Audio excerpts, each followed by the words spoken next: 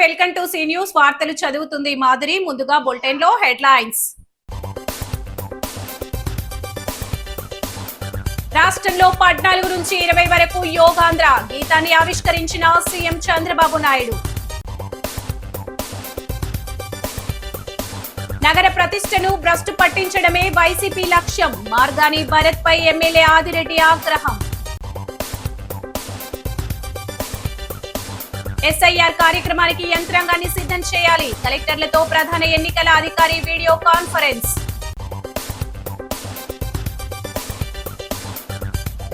అరచేతిలో వైకుంఠం చూపి ప్రజల్ని మోసం చేశారు. చంద్రబాబుపై వైఎస్ఆర్సీపీ నాయకులు మండిపాటు.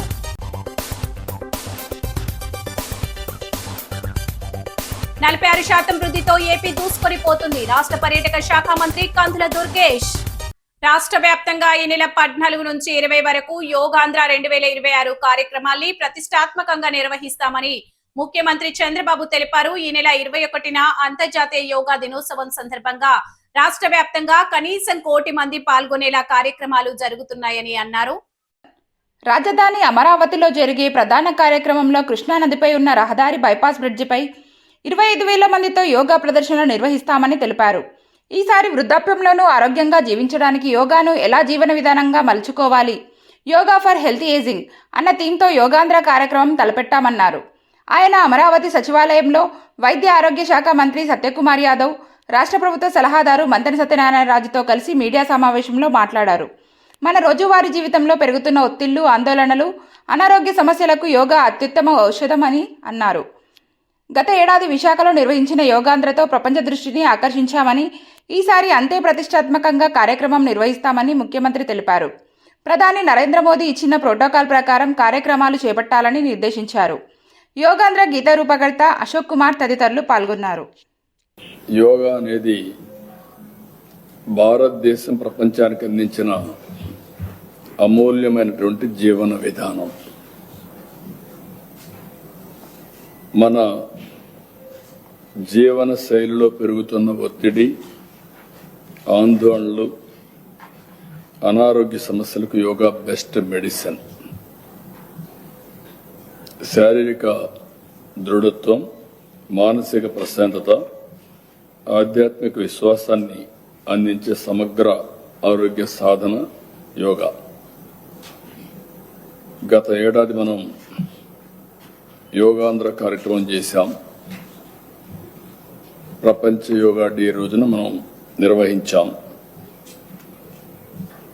ఆ రోజు మనం నిర్వహించిన దానివల్ల మొత్తం ఒక రికార్డు, అనేక రికార్డులు క్రియేట్ చేశాం. ప్రపంచమంతా కూడా మన వైపు చూసేట్టుగా చేయగలిగాం. దీనికి నేను ప్రధానమంత్రి నరేంద్ర మోడీ గారిని మనస్ఫూర్తిగా అభినందిస్తున్నా.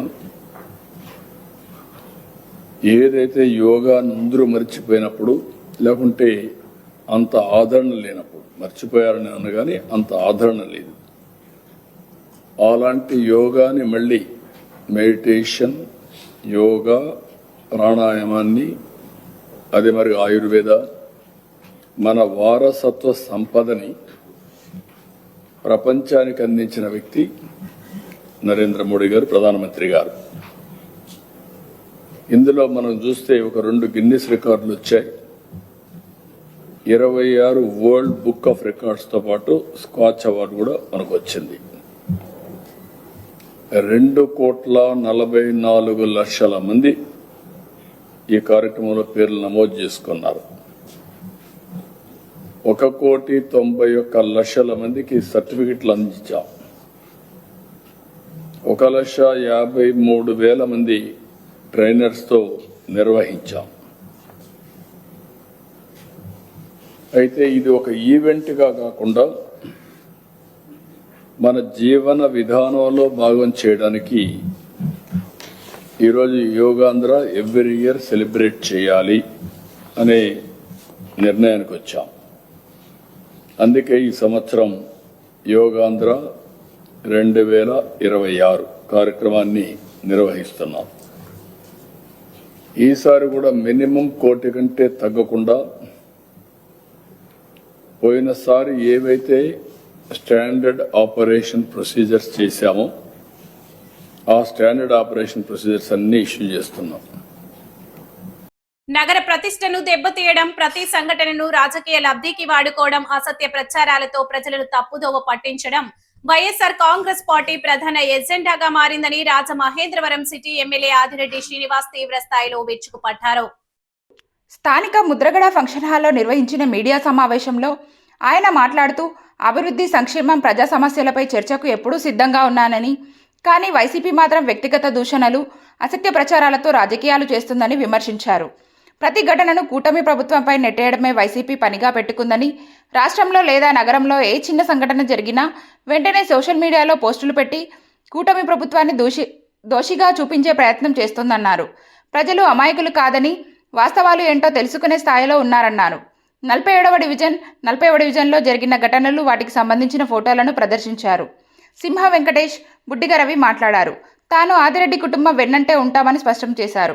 AP Chettibalija corporation chairman Kudupudi Satyababu, కూటమి నాయకులు రెడ్డి మనేశ్వరరావు, పిక్కి నాగేంద్ర, కడియాల వీరభద్రరావు, అడబాల రామకృష్ణ, బుడ్డిగ గోపాలకృష్ణ, కురగంటి సతీష్, చెల్లుబోయిన సూర్యనారాయణమూర్తి, సింహ నాగమణి, చింతపల్లి నాని, కడియాల వాసు, మూసిని బాబురావు, 40వ డివిజన్ పెద్దలు పాల్గొన్నారు. అంటే ఈ వ్యక్తి వైసీపీ పార్టీకి చెందినవాడు. ఈ వైసీపీ పార్టీకి చెందిన కార్యకర్త మహిళ పైన దాడి చేసింది. దీన్ని పోస్ట్ ఏం పెట్టారు? రాజమండ్రిలో శాంతి భద్రత. అరే బాబు, శాంతి భద్రతలకు ఇబ్బంది కలుగుతుందే వైసీపీ పార్టీ వల్ల. నీ కార్యకర్త దాడి చేయడం ఏంటి? నీ పేజీలోని నువ్వు పోస్ట్ చేసుకోవడం నీ కార్యకర్త మీద. మరలా తిరిగి కూటమి ప్రభుత్వంలోని శాంతి భద్రతలు రాజమహేంద్రవరంలో విఘాతం. ఏంటి చిల్లరి రాజకీయం? బహుశా నీకు వాస్తవాలు తెలిసే ప్రజల్ని మభ్యపెట్టడానికి ప్రయత్నం చేస్తున్నావు, లేకపోతే నీకు నీ కార్యకర్తలు ఎవరో నీకే తెలియదు. నాలో క్లారిటీ ఉంది, చిత్తశుద్ధి ఉంది. సమస్య అయినంటనే ఏ పార్టీ వాళ్ళైనా కారణమైన వాళ్ళపైన నేను చర్యలు తీయించానా లేదా? 307 పడ్డాదా, 324 పడ్డాదా? Hence I'm clear. నేను స్పష్టంగా ఉన్నాను, క్లియర్గా ఉన్నాను. నా సిద్ధాంతాలు లోబడే పనిచేస్తున్నా. నీ సిద్ధాంతాలు ఏంటి? నీ వైసీపీ పేజీలో వేసి అరగంటకి తీసి మళ్ళీ బేరాలు ఆడి నువ్వు వస్తావా రావని మాట్లాడి నీకు ఈగో హర్ట్ అయ్యి పట్టించుకోలేదు కాబట్టి, చీకొట్టారు కాబట్టి మళ్ళీ పోస్ట్ పెట్టి, అంటే ఫోన్ కాల్స్ అవాస్తవా లేకపోతే చేయడం అవాస్తవా? ఎందుకు ఈ రాజకీయాలు? మనందరం ఒకటి, మనం ఏకం కావాలి. దేనికోసం ఏకం కావాలి? ఏ రాజకీయాలు చేస్తున్నావు నువ్వు? ఏకం కావాలన్నవాడు ఈ 2 సంవత్సరాలు ఓడిపోయిన తర్వాత నీకు గుర్తొచ్చిందా నీ సామాజిక వర్గం? ఏకం కావాలన్నవాడు నువ్వు 5 సంవత్సరాలు అధికారంలో ఉన్నప్పుడు దొమ్మేటి వెంకటరెడ్డి గారి విగ్రహం పెట్టాలన్న జ్ఞానం నీకు లేదా అని అడుగుతున్నా. నీ జాతి పెద్ద. ఏకం కావాలన్నప్పుడు గోదావరి గట్టు మీద రేలంగి గారి విగ్రహానికి ఎందుకు అడ్డుపడ్డావు? కూటమి వచ్చిన తర్వాత కాదా రేలంగి గారి విగ్రహం గోదావరి గట్టు మీద ఓపెన్ చేసుకున్నాం? కూటమి వచ్చిన తర్వాత కాదా లాలా చెరువులో దొమ్మేటి వెంకటరెడ్డి గారి విగ్రహాన్ని ఆవిష్కరించుకున్నాం? అధికారికంగా ఈరోజు ప్రభుత్వంచే జయంతి వేడుకలు చేసుకున్నాం. ఆ కార్యక్రమం నా శెట్టిబలిజ గౌడ సోదరులు చేసుకున్న ఒక బీసీ బిడ్డగా జయంతి కార్యక్రమం అధికారికంగా చేసే దాంట్లో నా పాత్ర ఉంది, నా కృషి ఉంది. పక్కనే ఉన్న కార్పొరేషన్ చైర్మన్, ఆయనకు తెలుసు నేనేం కృషి చేశాను. ఆయన మాట కూడా వినొచ్చు. చిత్తశుద్ధి ఉంది కాబట్టే రాష్ట్ర శెట్టిబలిజ కార్పొరేషన్ చైర్మన్. రాష్ట్ర ప్రధాన కార్యదర్శి జి సాయి ప్రసాద్, రాష్ట్ర ప్రధాన ఎన్నికల అధికారి వివేక్ యాదవ్ అమరావతి నుంచి జిల్లా కలెక్టర్లతో వీడియో కాన్ఫరెన్స్ నిర్వహించి ప్రత్యేక ఓటరు జాబితా సవరణ కార్యక్రమంపై సమీక్షించారు. ఓటర్లకు టోల్ ఫ్రీ నంబర్ 1950 ద్వారా సహాయం చేయాలని ప్రతిపాదించారు.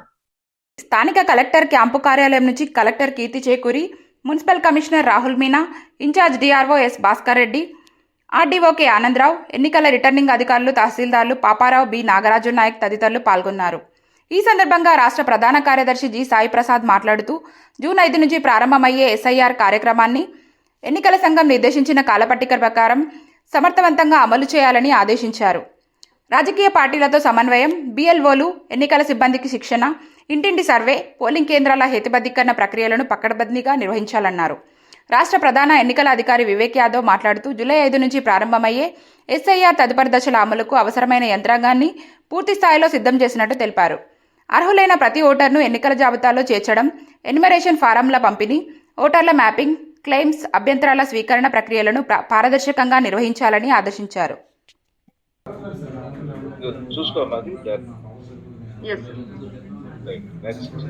వైఎస్ఆర్ కాంగ్రెస్ పార్టీ అధినేత మాజీ ముఖ్యమంత్రి వైఎస్ జగన్మోహన్ రెడ్డి పిలుపు మేరకు వెన్నుపోటుకు 2 ఏళ్ల పేరుతో కూటమి ప్రభుత్వ పాలనపై వైసీపీ నాయకులు రాజమండ్రి సిటీ నియోజకవర్గంలో నిరసన కార్యక్రమం చేపట్టారు. మార్గాని ఎస్టేట్ నుంచి పిఎల్పురం వరకు ర్యాలీ నిర్వహించారు. విఎల్పురం మార్గాని ఎస్టేట్ నుంచి కూటమి ప్రభుత్వానికి వ్యతిరేకంగా ప్లకార్డులు చేతబూని యాపిల్ జంక్షన్ వద్ద మేనిఫెస్టోను దహనం చేసేందుకు వైసీపీ నాయకులు ప్రయత్నించగా పోలీసులు అడ్డుకున్నారు. వైసీపీ ఆందోళన నేపథ్యంలో పోలీసులు భారీగా మోహరించారు. ఈ కార్యక్రమానికి మాజీ MLA Raithu Suryaprakash Rao, YCP parliament coordinator doctor Guduri Srinivas, YCP senior నాయకులు మార్గాని నాగేశ్వరరావు తదితరులు హాజరయ్యారు. వారు మాట్లాడుతూ జగన్ కంటే ఎక్కువ సంక్షేమ పథకాలు ఇస్తామని ప్రజల్ని చంద్రబాబు నిలువునా మోసం చేశారని మండిపడ్డారు. అప్పులు అప్పారావుగా మారి లక్షల కోట్ల అప్పులు తెచ్చి రాష్ట్రాన్ని ఆర్థిక సంక్షోభంలోకి నెడుతున్నారని ఆగ్రహం వ్యక్తం చేశారు. పింఛన్లు ఇవ్వడం తప్ప ఒక్క సంక్షేమ పథకం కూడా ప్రజలకు అందడం లేదని మండిపడ్డారు. ఈ కార్యక్రమంలో వైసీపీ నాయకులు గుర్రం గౌతమ్, మార్తి లక్ష్మి, దాసి వెంకట్రావు, కాటం రజనీకాంత్, బిల్డర్ చిన్న, రాయుడు గణేష్, నల్ల రామాంజనేయులు, మార్తి నాగేశ్వరరావు, ఆరె చిన్ని, మజ్జి అప్పారావు, మార్గాని రాము, తిరగటి దుర్గా, షేక్ హసీనా, సయ్యద్ హసన్, దూర్వాసుల సత్యనారాయణ, నాగేంద్ర, నల్లమిల్లి సత్యనారాయణ రెడ్డి తదితరులు పాల్గొన్నారు.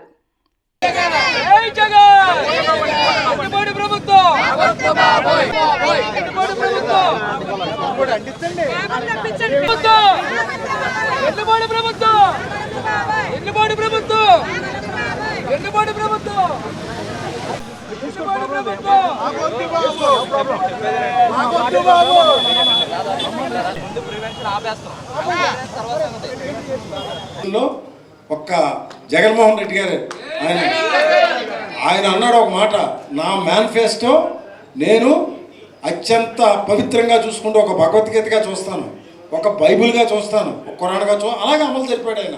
చెప్పనే కూడా అమలు జరిపాడు ఆయన.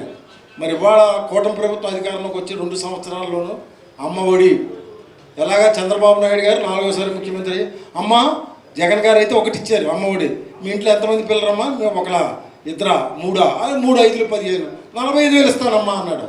అసలు ఒక్క అమ్మ ఒడి అమలు జరిపిందే లేదు.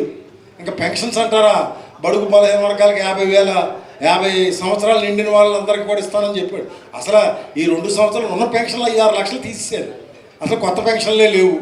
ఇలాగా ఒకటి కాదు, ఇంకా నిరుద్యోగ యువతను అయితే పాపం ఎన్నో ఆశలతో ఉన్నారు వాళ్ళు. మీరు నిరాశ చెందకండి, నేను రాగానే నిరుద్యోగ వృత్తి అన్నాడు. చెప్పి మోసం చేయడంలో ఆయన దిట్ట. ఇవాళ 2 తెచ్చుకోవడానికి చూస్తున్నావు తప్ప నువ్వు ముఖ్యమంత్రిగా ఉన్నప్పుడు జరిగిన హత్యలో నువ్వెందుకు స్పందించలేదు? అది నీ తప్పు. అది నువ్వు ఎప్పుడు కూడా గొడ్డల పార్టీ అనుకో. గొడ్డలి పరశురాముడి దగ్గర కూడా ఉంది. పరశురాముడు ఇలాంటి దుర్మార్గులందరినీ కూడా నరికాడు. అలాంటి పరశురాముడే మా జగన్మోహన్ రెడ్డి. ఎప్పుడైనా నీకు ఆయన చేతిలోనే ఈ గొడ్డలతోనే మీ పార్టీకి శిరచ్ఛేదం జరుగుద్దని చెప్పి గట్టిగా చెప్తున్నాను. వెన్నుపోటు నీకు అలవాటైపోయింది. నువ్వు కాంగ్రెస్కి వెన్నుపోటు పడిచి తెలుగుదేశంలోకి వచ్చావు. తెలుగుదేశంలో మీ మామగారికి వెన్నుపోటు పడిచావు, మీ బావమరిదికి వెన్నుపోటు పడిచావు హరికృష్ణకి. అలాగే అదేవిధంగా మీ తోడళ్ళకి వెన్నుపోటు పడిచావు. ఈ వెన్నుపోటు అనేది నీ నరాల్లో జీర్ణించకపోయింది. మేము ఇప్పటి నుంచి నిన్ను వెన్నుపోటు తెలుగుదేశం పార్టీ నేతగానే గుర్తిస్తాం. అసలు తెలుగుదేశం పార్టీ అనేది రామారావు గారితో అయిపోయింది. ఇప్పుడున్నది నీ చేతిలో ఉన్నది వెన్నుపోటు తెలుగుదేశం పార్టీ. ఇక నుంచి మేమంతా కూడా వెన్నుపోటు తెలుగుదేశం పార్టీ నేతగా నేను గుర్తిస్తున్నాం. నీకు రానున్న రోజుల్లో నీకు పరాభవం తప్పదని చెప్పి హెచ్చరిస్తూ వెన్నుపోటు అనే కార్యక్రమాన్ని చేపట్టాం. అంతేకాకుండా అలవిగాని వాగ్దానాలు చేసి ఒక మేనిఫెస్టోని విడుదల చేసి ఆ మేనిఫెస్టోలో ఒకే ఒక కార్యక్రమం, పెన్షన్ కార్యక్రమం తప్ప, అది కూడా 3 నెలలు పెన్షను మీకు ఎన్నికల్లో నెగ్గితే నేను ఇస్తానని చెప్పి ఒక ప్రలోభానికి గురి చేసి వృద్ధులందరినీ 77 లక్షల మంది వృద్ధులకు ఇచ్చిన పెన్షన్ను 3 నెలల పెన్షన్ పెంచి ఇచ్చి ఆ ఓట్లన్నీ దండుకున్న చంద్రబాబు నాయుడు ఈనాడు ఆ ఒక్క పెన్షన్ తప్ప మిగిలిన ఏ రకంగానూ కూడా వాగ్దానాలని హామీల్ని అమలు చేయలేదు. అటువంటి చంద్రబాబు నాయుడు యొక్క పాలనకి వెన్నుపోటు చేసి 2 ఏళ్ళైన సందర్భంలో ఈ కార్యక్రమం చేస్తున్నాం. ఏపీ కేవలం పర్యాటక ప్రాంతం మాత్రమే కాదు, అదొక మరపురాని అనుభూతిగా పర్యాటకులకు నిలుస్తుందని రాష్ట్ర పర్యాటక సాంస్కృతిక సినిమాటోగ్రఫీ శాఖల మంత్రి కందుల దుర్గేష్ అన్నారు. గ్లోబల్ ట్రావెల్ మార్కెట్ 2026 ప్రారంభోత్సవ కార్యక్రమంలో మంత్రి ప్రసంగించారు. తొలి రోజు పర్యటనలో భాగంగా కేరళం రాజధాని తిరువనంతపురంలో జరుగుతున్న దక్షిణ భారతదేశపు ప్రతిష్టాత్మక business to business, business to consumer పర్యాటక వేదిక గ్లోబల్ ట్రావెల్ మార్కెట్ 2026 సదస్సు ప్రారంభోత్సవ వేడుకలో మంత్రి కందుల దుర్గేష్ కీలక ప్రసంగం చేశారు. దేశంలోనే అత్యధికంగా దేశీయ పర్యాటకులు సందర్శించే అగ్రగామి రాష్ట్రాలలో ఏపీ ఒకటిగా నిలవడం గర్వకారణమని ఆయన అన్నారు. రాష్ట్ర పర్యాటక రంగాన్ని అంతర్జాతీయ స్థాయికి తీసుకెళ్లేందుకు కూటమి ప్రభుత్వం ప్రతిష్టాత్మకంగా తీసుకువచ్చిన పర్యాటక విధానం 2024-29 గురించి మంత్రి వివరించారు. ఈ విధానం ద్వారా క్యాపిటల్ సబ్సిడీలు, 100% రియంబర్స్మెంట్, ఈజ్ ఆఫ్ డూయింగ్ బిజినెస్కు అత్యంత ప్రాధాన్యత ఇస్తున్నామన్నారు. ఈ కార్యక్రమంలో కేరళం రాష్ట్ర రవాణా శాఖ మంత్రి సిపి జాన్, కేంద్ర పర్యాటక శాఖ additional secretary, director general Suman బిల్లా, కేరళం శాసనసభ్యులు, అధికారులు, పర్యాటక శాఖ స్టేక్ హోల్డర్లు పాల్గొన్నారు. ఉమ్మడి ఏపీ సమాచార శాఖ విశ్రాంత ఉద్యోగుల ఆత్మీయ కలయిక మధురపూడిలోని కన్నా ఆశ్రమ ఫౌండేషన్ లో జరిగింది. ఈ ఆత్మీయ కలయికలో రాష్ట్ర సమాచార పౌర సంబంధాల విశ్రాంత ఉద్యోగుల సంఘం కమిటీ ఏకగ్రీవంగా ఎన్నికైంది. విశ్రాంత జీవితం అనేది కేవలం విశ్రాంతి కోసం మాత్రమే కాదని, సమాజానికి సేవ చేయడానికి, కుటుంబ సభ్యులతో ఆనందంగా గడపడానికి దేవుడు ప్రసాదించిన గొప్ప అవకాశమని ఉమ్మడి ఆంధ్రప్రదేశ్ సమాచార శాఖ మాజీ సంచాలకులు కిస్మత్ కుమార్ పేర్కొన్నారు.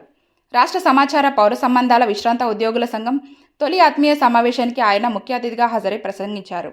ఆయన మాట్లాడుతూ సమాచార శాఖలో వివిధ హోదాల్లో పనిచేసి పదవీ విరమణ పొందిన ఉద్యోగులు ఒకే వేదికపై కలుసుకోవడం ఆనందదాయకమన్నారు.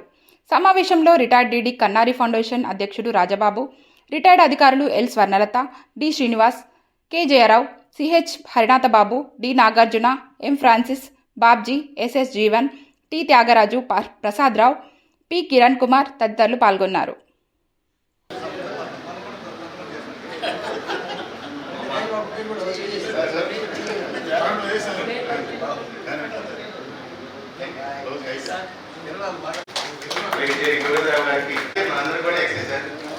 ఎవరైతే ఉంటారో ఇక్కడ పర్సన్స్ వాళ్ళని తెలియజేసి విషయం వివరంగా చెప్పి ఇంట్లో మీరు దాన్ని ఫస్ట్ చేయించుకోండి. ఇది ఆ అసోసియేషన్కి సంబంధించినటువంటి వివరాలు. మిత్రులందరినీ మీకు కూడా ఒక పేపర్ కూడా ఇచ్చారు, అందరినీ ఫిల్అప్ చేయమని చెప్పి అడిగారు. అది డైరెక్టర్ రావడానికి ఒక డైరెక్టరీ మేము ఆల్రెడీ 23 జిల్లాలకు సంబంధించిన ఒక డైరెక్టరీ మేము తెస్తూనే ఉంటాము.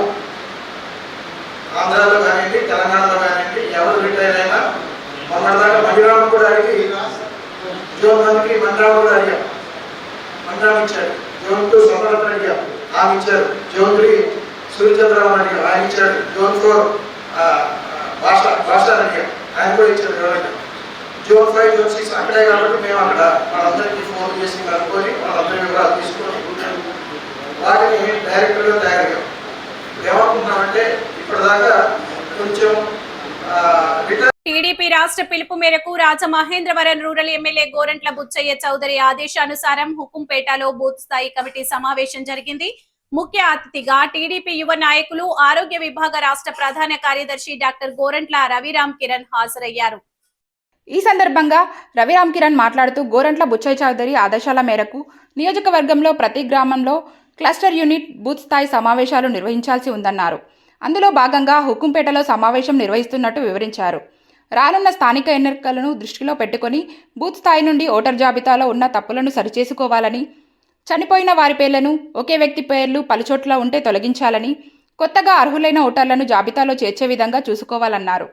చిరునామా మారిన వారి వివరాలను ఎన్నికల జాబితాలో ఖచ్చితంగా చేర్పించాలని సూచించారు. టీడీపీ నాయకులు దుద్దుపూడి రామకృష్ణ, పెండ్యాల రామకృష్ణ, దుడ్డుపూడి రమేష్, బొప్పన నానాజీ, గారపాటి నాగేశ్వరరావు, అడబాల గోపాలకృష్ణ, బిందు, కోటిపల్లి శేఖర్, యలమటి రామకృష్ణ, అల్లూరి నరసింహారావు, టింకు తదితరులు పాల్గొన్నారు.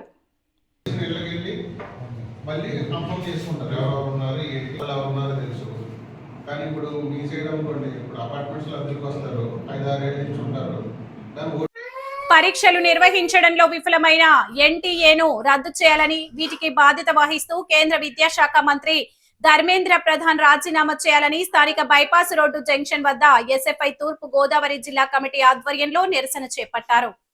ఈ సందర్భంగా ఎస్ఎఫ్ఐ జిల్లా అధ్యక్షుడు వై భాస్కర్ మాట్లాడుతూ గత 10 సంవత్సరాలలో 89 పరీక్షా పత్రాలు లీక్ అయ్యాయని, 48 పరీక్షలు తిరిగి నిర్వహించడం జరిగిందని ఆందోళన వ్యక్తం చేశారు.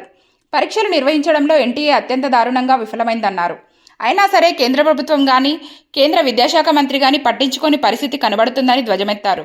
లక్షలాది మంది విద్యార్థుల భవిష్యత్తుతో ముడిపడి ఉన్న నీట్ పరీక్ష పేపర్ లీక్ కావడంతో నీట్ పరీక్ష రద్దు చేశారు. పరీక్షా పేపర్స్ అవకతవకలు, లీకేజీల వల్ల విద్యా వ్యవస్థ విశ్వసనీయతను దెబ్బతీసి విద్యార్థులను అభద్రతా భావానికి గురిచేస్తున్నాయన్నారు. ఎస్ఎఫ్ఐ జిల్లా కమిటీ సభ్యులు కె జ్యోతి, సౌమ్య, కార్తిక్, హేమంత్, సాహితీ నాయకులు తనుశ్రీ, చరణ్, బాలా, రిషి, శంకర్, హేమంత్, అన్వేష్, బాలు తదితరులు పాల్గొన్నారు.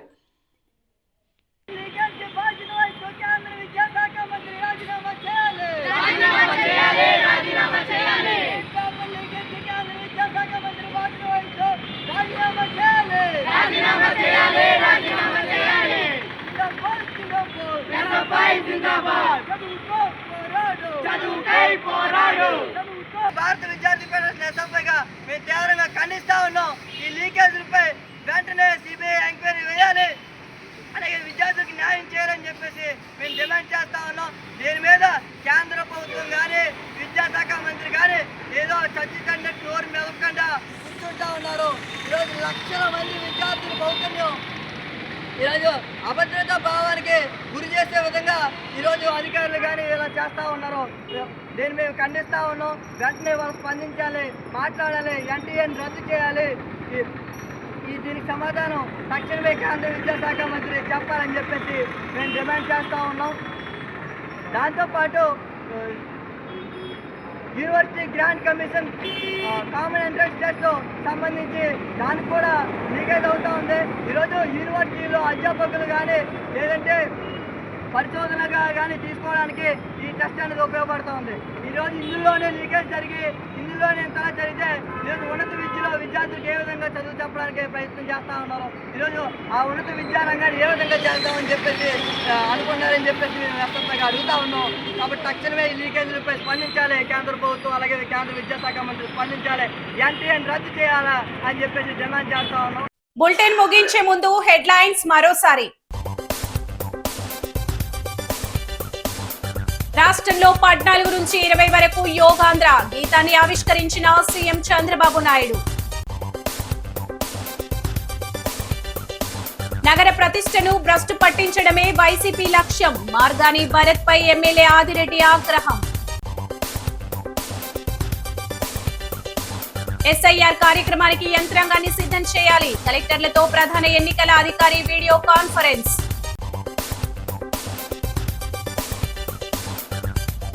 అరచేతిలో వైకుంఠం చూపి ప్రజల్ని మోసం చేశారు, చంద్రబాబుపై వైఎస్ఆర్సీపీ నాయకులు మండిపాటు.